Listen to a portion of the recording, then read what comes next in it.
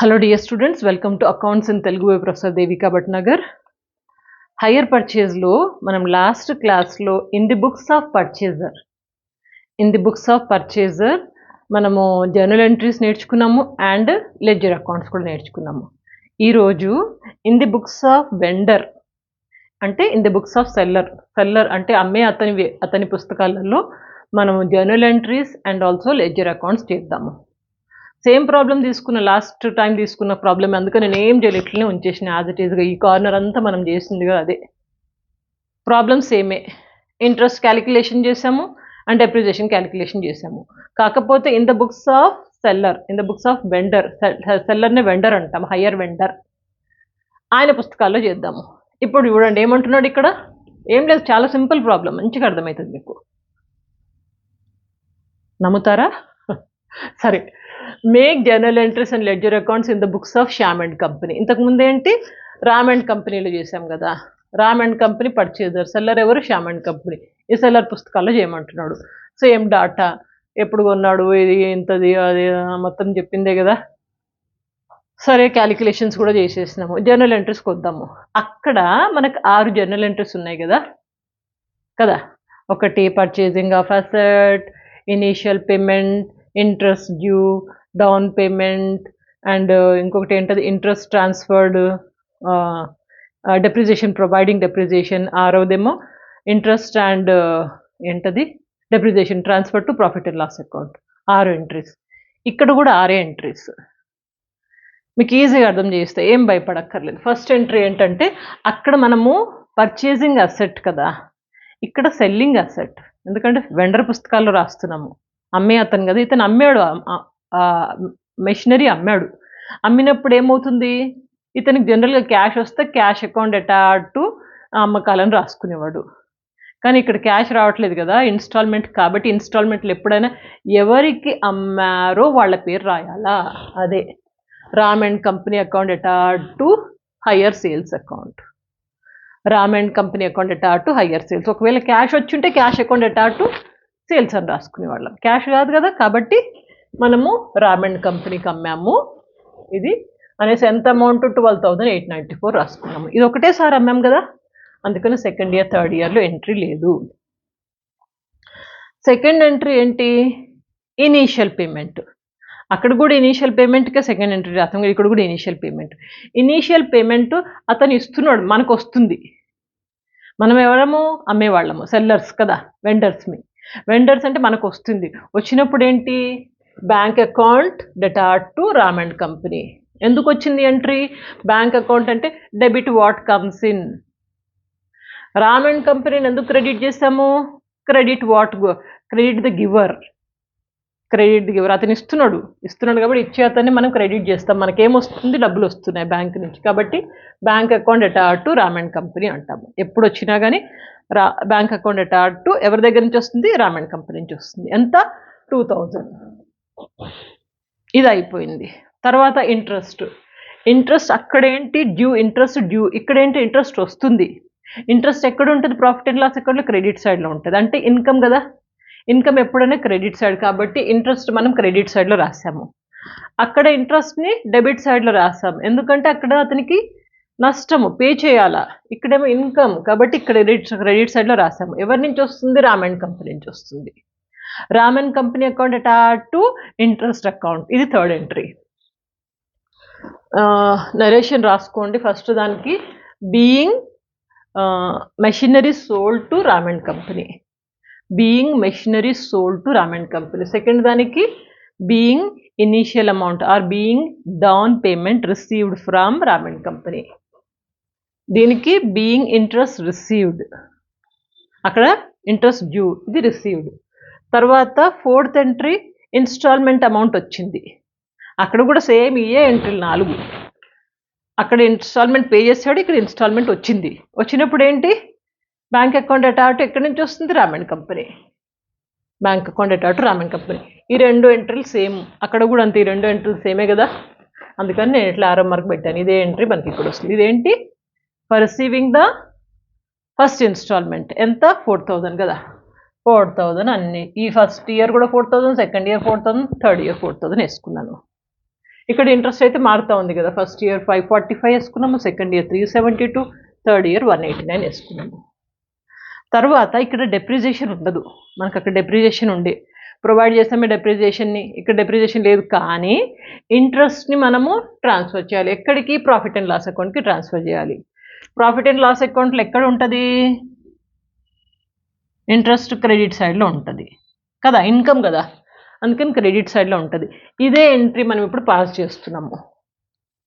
Interest account attach to profit and loss account కదా, అదే ఇస్తున్నాం. Interest account attach to profit and loss account. Interest every ఇయర్ది 545, first year 545, second year 372 and third year 189 transfer చేస్తాము.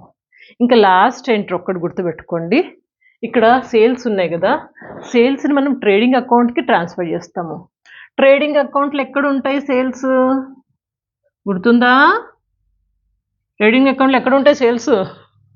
Credit సైడ్లో ఉంటాయి కదా, ఇక్కడ పర్చేజెస్, ఇక్కడ సేల్స్ ఉంటాయి కదా. ఇదే ఎంట్రీ మనం పాస్ చేస్తున్నాము.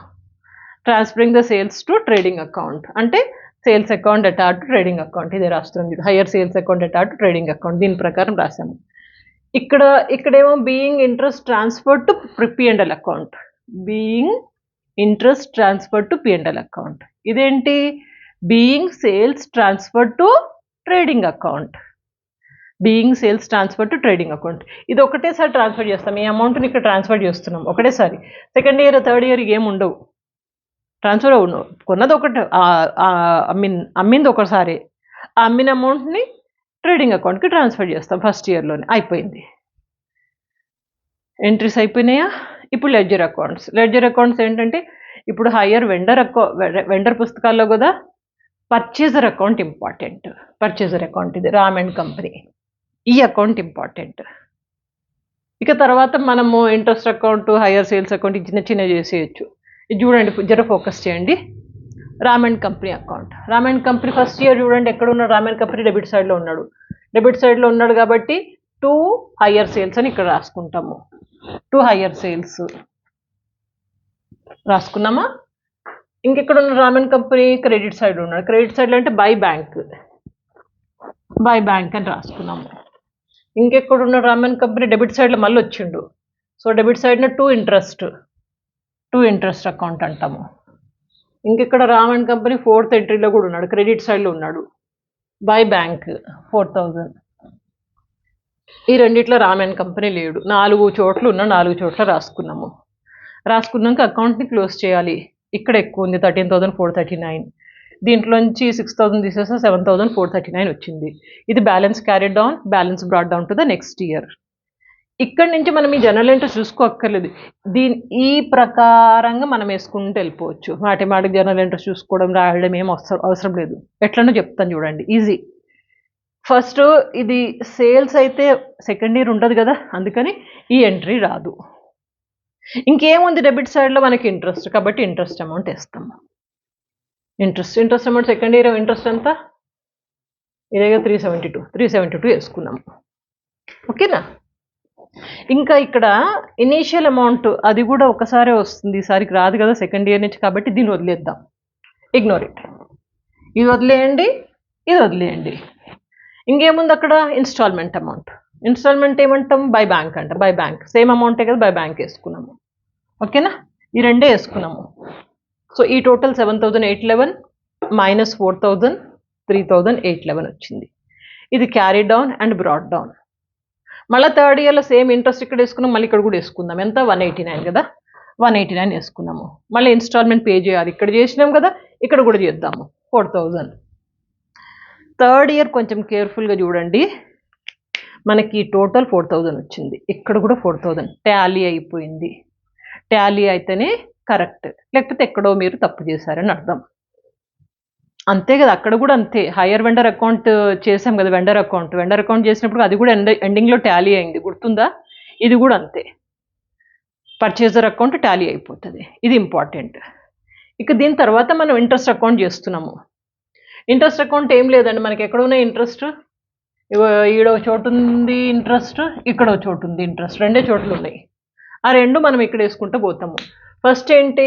ఇంట్రెస్ట్ క్రెడిట్ సైడ్లో ఉంది, క్రెడిట్ సైడ్న బై రామ్ అండ్ కంపెనీ అని ఇస్తాము. తర్వాత ఇంట్రెస్ట్ డెబిట్ సైడ్లోకి వచ్చింది, ఏమంటాము టు P&L అకౌంట్ అంటాం. ఇదే ఇంట్రెస్ట్ మనము ఇంత వచ్చింది, దీన్ని ఏం చేస్తున్నాం P&L అకౌంట్ ట్రాన్స్ఫర్ చేస్తున్నాము. ఇక ఎవ్రీ ఇయర్ అంతే.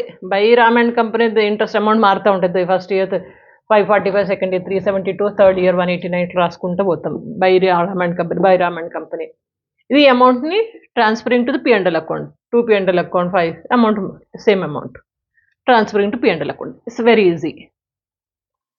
ఇక ఇంకొక అకౌంట్ గుర్తుపెట్టుకోండి, హయ్యర్ సేల్స్ అకౌంట్. ఏం లేదు, ఇక్కడ రెండే ఎంట్రీస్ ఉన్నాయి హయ్యర్ సేల్స్ అకౌంట్కి. హయ్యర్ సేల్స్ ఎక్కడుంది? ఇక్కడుంది అండ్ ఇక్కడుంది. హయ్యర్ సేల్స్ ఫస్ట్ ఎంట్రీలు ఎక్కడుంది? క్రెడిట్ సైడ్లో ఉంది. సో క్రెడిట్ సైడ్ని బై రామ్ అండ్ కంపెనీ ఇంత వేసాము. ఇక లాస్ట్ ఎంట్రీలో హయ్యర్ సేల్స్ ఎక్కడికి వచ్చింది? డెబిట్ సైడ్కి వచ్చింది. సో డెబిట్ సైడ్ని టు ట్రేడింగ్ అకౌంట్ 12,008. ఏం లేదండి, మనకి ఇక్కడ సేల్స్ వచ్చినాయి, దీన్ని ట్రేడింగ్ అకౌంట్ ట్రాన్స్ఫర్ చేస్తున్నాం అంతే. ఈ రెండు ఎంట్రీల ప్రకారం పోస్ట్ చేసినాము. హయ్యర్ సేల్స్ అకౌంట్ కూడా అయిపోయింది. చాలా ఈజీ, ఏం కష్టం లేదు. ఆ స్క్రీన్ షాట్ తీసుకోండి, మళ్ళీ ఒకసారి మీకు ఎట్లా గుర్తుపెట్టుకోవాలో చెప్తాను. ఏం లేదు, అన్నీ అర్థం చేసుకుంటే ఈజీనే.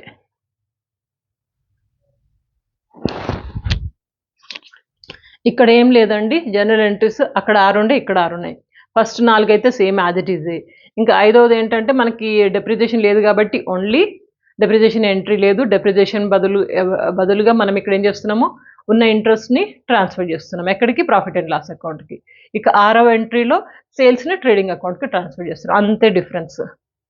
జర్నల్ ఎంట్రీస్ దాన్ని మనం దీంట్లోకి రాసుకుంటున్నాం లెడ్జర్లోకి. ఇక కమింగ్ క్లాసెస్లో మనం జర్నల్ ఎంట్రీస్ రాయడం ఏమి ఉండదు. ఏదో మీకు అర్థం చేయించుకోవడం కోసము కొంచెము క్లారిటీగా ఏబిసిడి నుంచి నేర్చుకుంటారుగా అట్లా అని చెప్పేసి జర్నల్ ఎంట్రీస్ మీకు పర్చేజర్ పుస్తకాలలో అండ్ వెండర్ పుస్తకాలలో చేసాము జర్నల్ ఎంట్రీస్.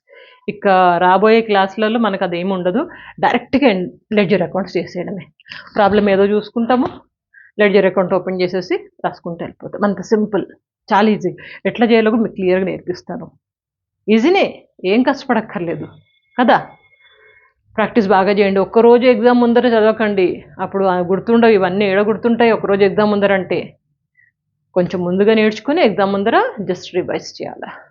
తప్పకుండా వీడియోస్ 10 మందికి షేర్ చేసుకోండి. Checkout the playlist and stay connected. Good luck.